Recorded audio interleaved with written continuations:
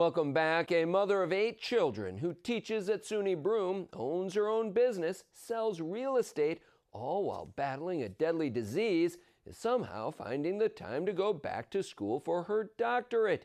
As News 34 marks Hispanic Heritage Month, Roy Santacruz introduces us to Ellie Rivera, who says she came from nothing, but now she has a whole lot. Kind of scholarship or Ellie Rivera is the youngest of 9 sisters with Puerto Rican roots hailing from the Bronx. She is the senior staff assistant at the Entrepreneurial Assistance Center in the Kauffman Incubator, helping small businesses get their start. She says when she moved to the area 10 years ago, being a person of color made it that much harder. because when you're rompiendo barreras, when you're breaking barriers, it's pretty lonely.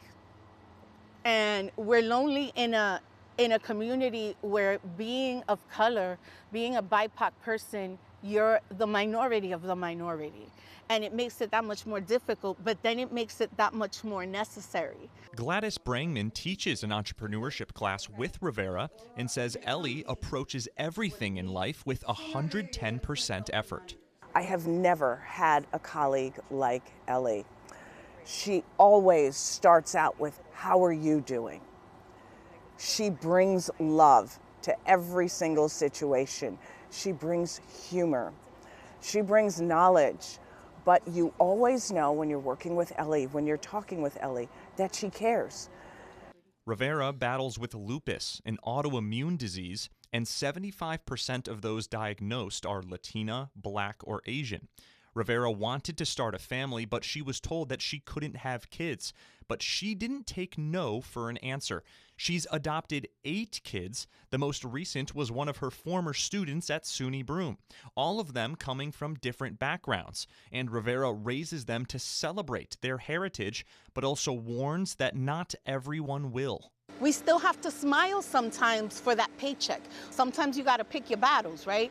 Not everything has to be a race war. Not everything you have to throw out the race card. But this is what we live in every day. You know, I don't just wake up one day and say, you know what, I'm not going to be Latina today. Rivera says she is African, Spaniard, and Taíno, the indigenous people of the Caribbean. We are the forgotten indigenous because we were erased by a census. They took us off the census one year, and then people started believing that there are no more Taínos. Well, we're still here.